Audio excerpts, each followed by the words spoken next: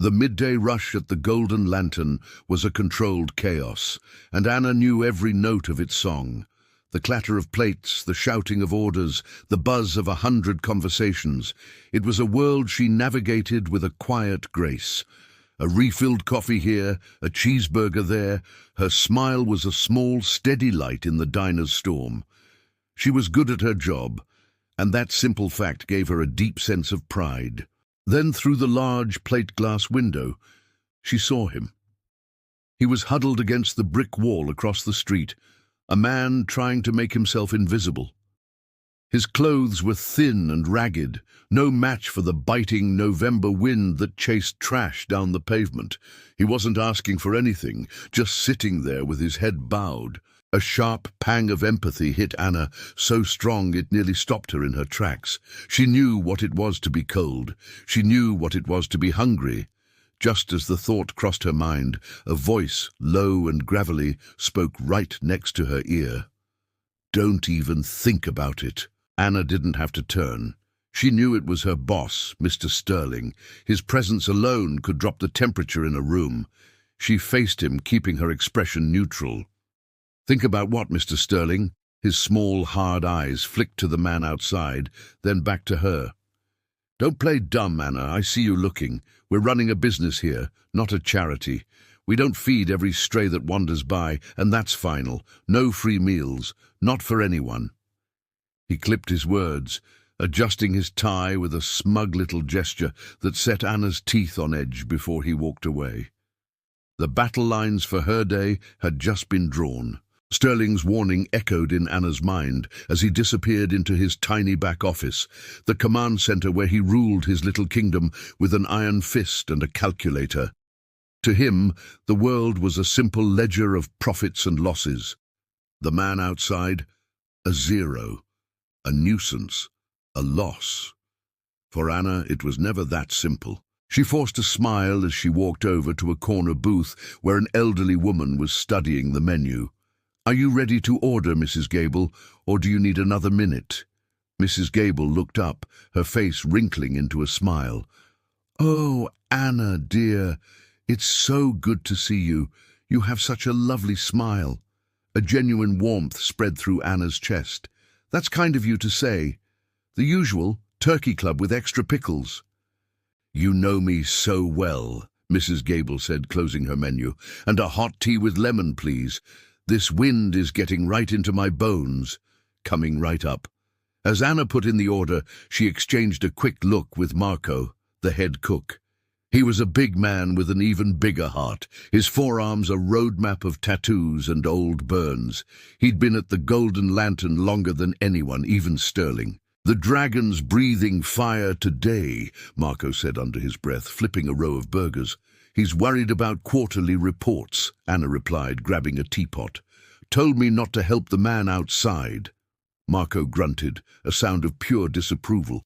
"That man's greed is bottomless. This morning he yelled at Tina for using 3 tomato slices on a sandwich instead of 2.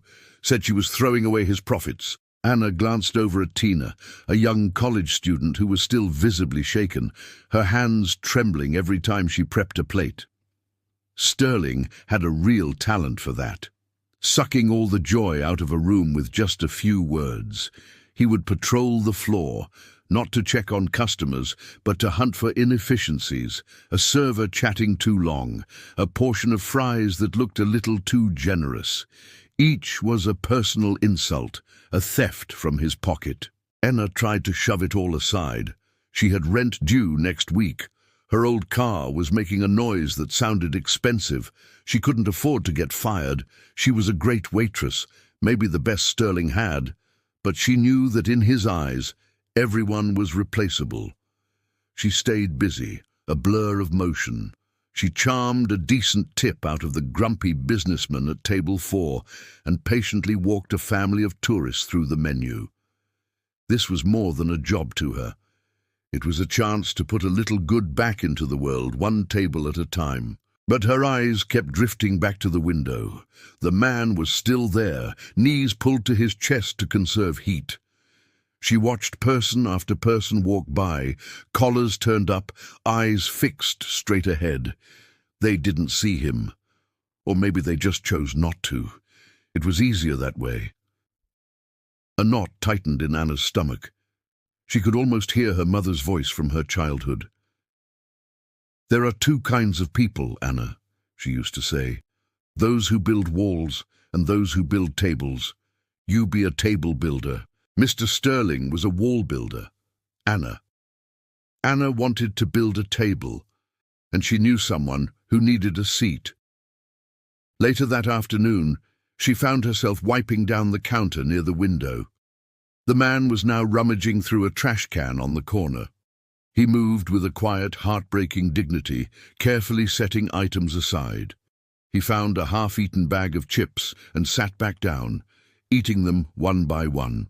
Anna's own stomach growled, but the hunger she felt was nothing compared to the ache in her chest. She glanced toward Sterling's office. The door was closed. From the kitchen, Marco caught her eye and gave a subtle nod. It was a small gesture, but it meant everything. She knew what she had to do. The fear of losing her job was a cold stone in her gut. But the thought of turning her back on that man was a weight she knew she couldn't carry. As Anna's shift ended, the sky outside bruised to a dark purple, and a cold rain began to fall. The diner was mostly empty, haunted by the crumpled napkins and ghosts of conversations from the dinner rush. The man, she'd started thinking of him as Arthur, was still there, trying to find shelter under the narrow awning of the closed bookstore next door. But the wind was driving the rain sideways, and he was getting soaked. Mr. Sterling emerged from his office, jingling his keys. He stopped beside Anna, his gaze locking onto Arthur's shivering form. His eyes, cold as ice, swung back to Anna. "This is your final warning," he said, his voice low. "If I see you give that man so much as a crust of bread, you'll be out on the street with him. Am I clear?"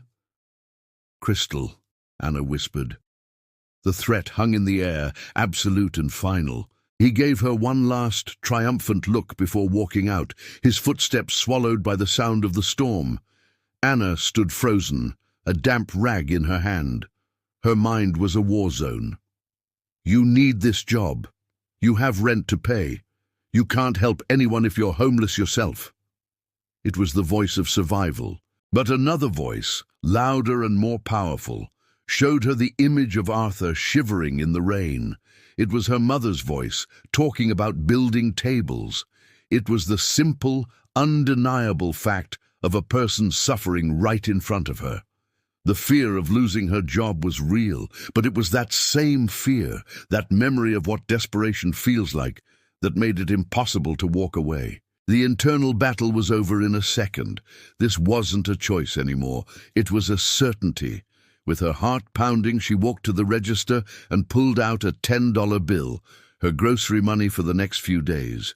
Marco saw her and started moving without a word. He ladled his signature beef stew into a fresh bowl, added 2 thick slices of buttered bread and a piece of apple pie. He slid the tray through the pass-through, his eyes filled with a deep, unwavering respect. "It's on the house," he rumbled. Anna shook her head, pushing the $10 bill toward him. "No, I'm paying for it. This is on me." He nodded slowly. He understood. This was about more than just food. Holding the warm tray, Anna took a deep breath and pushed open the diner door. The wind and rain hit her in a furious blast. She shielded the tray with her body as she crossed the street. Arthur looked up as she knelt, his eyes wary. "I thought you might be hungry," Anna said, shouting over the wind. "It's beef stew. It's warm." He stared at the food, then at her, his face a storm of disbelief and gratitude. A tear traced a path through the raindrops on his weathered cheeks. I don't know what to say," he stammered. "You don't have to say anything," Anna said gently. "Just eat." He picked up the spoon with a trembling hand, then looked at her with a strange intensity. "Kindness," he said, his voice suddenly clear, "is a currency that never loses its value. Thank you." Anna just smiled and started to stand. That's when she saw it. Mr. Sterling's car parked just down the street. The interior light was on. He was sitting there watching her, his face a mask of cold fury. He'd been waiting, testing her. Her blood ran cold. He started the car, headlights cutting through the rain, and pulled right up to the curb. The passenger window hissed down. "Get in the car, Anna," he said, his voice dangerously quiet. She didn't move. "I said, get in the car," he roared. Shaking, Anna got in. He didn't drive. He just turned to her, his face twisted in a sneer. "I gave you a direct order, a final warning, and you disobeyed me." "I fed a hungry man," Anna said, her voice trembling but firm. He was cold and— "I don't care," he shouted, spittle flying. "It's not about him. It's about respect. My rules. You think your bleeding heart gives you the right to undermine my authority?" He drove back to the diner, slammed the car into park, and stalked inside. Anna followed, her heart sinking. Marco and the others watched in horrified silence. "You're fired!" Sterling bellowed, his voice echoing in the quiet diner. "Get your things and get out of my restaurant. I never want to see your face again." The humiliation hit her like a physical blow. In front of her friends, she was being thrown out like garbage. With a quiet dignity she didn't know she had, she turned and walked to the locker room to gather her things. The locker room felt like it was closing in on her. Anna's hands trembled as she pulled her worn coat from its hook. She had done the right thing, she knew it, but the right thing had cost her everything. How was she going to make rent? When she came out, Marco was waiting by the back door with a small paper bag. "Some of that apple pie," he said, his voice thick, "for the road." "Thank you, Marco," she whispered. "He's a fool, Anna, a cruel old fool. You're better than this place." His words were a small comfort, but panic was already setting in. As she reached for the front door, it swung open. It was Arthur. But it wasn't the same man. His drenched coat was gone, revealing an impeccably tailored suit. His hair was damp but neatly combed. The shivering, vulnerable man was gone. In his place stood someone who radiated calm, unshakable authority. He walked right past Anna, straight to Mr. Sterling, who was triumphantly counting the day's cash. "I thought I made myself clear," Sterling sneered without looking up. "The show's over. Get out before I call the police." "That won't be necessary," Arthur said. His voice was smooth and resonant, with none of the hoarseness it had before. Sterling finally looked up. His eyes widened as he took in the suit, the confident posture. Who are you?" Arthur placed his hands on the counter. "My name is Arthur Vance, and I own this entire restaurant chain. The Golden Lantern is just one of over 200. The color drained from Sterling's face. He looked like he'd been struck by lightning. Mr. Vance, the owner, but you were homeless," Arthur finished for him, a hint of steel in his voice. "Yes. I find it's the best way to see the true character of my managers when they think no one important is watching. And what I've seen here tonight, Mr. Sterling, has been illuminating." Sterling's arrogance dissolved into pathetic groveling. "Sir, Mr. Vance, I'm so sorry. It was a misunderstanding. I was just trying to maintain company policy." "A policy about human decency?" Arthur asked quietly. "Your profit margins are impressive, but your staff turnover is the highest in the company. Your customer satisfaction has been dropping for a year. You don't lead, you rule with fear, and you just showed me that you lack the single most important quality I demand in my managers: compassion." He gestured to Anna, who was watching in stunned silence by the door. "That young woman," Arthur said, his voice ringing with conviction, "showed more integrity and leadership in one act of kindness than you have in your entire career. She upheld the core value my father founded this company on. No one leaves our table hungry. A value you seem to have forgotten." Sterling was sweating, his eyes darting around for an escape. "Please, sir, give me another chance." Arthur held up a hand, silencing him. He then turned his full attention to Anna, his gaze now warm with respect. Anna, he said, walking toward her, I saw what you did. I saw you choose kindness, even at great personal cost. Mr. Sterling's position is now vacant. I'm offering it to you. Anna's jaw dropped. Me? Manager? But I'm just a waitress. You know how to treat people with dignity, Arthur countered. The rest I can teach you, but I have one more question. It's easy to be kind to the grateful. The challenge is what to do with the cruel. So tell me, Anna, what do you think should happen to Mr. Sterling? The room fell silent. Sterling stared at her, his face a mask of desperate hope. She held his fate in her hands. She could demand revenge, have him thrown out, just as he had thrown her out. She took a deep breath, the memory of her public humiliation still stinging.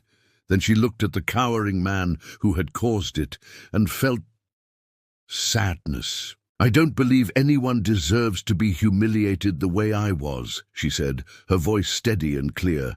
But I also believe true leadership requires compassion. It requires seeing the humanity in everyone, not just paying customers.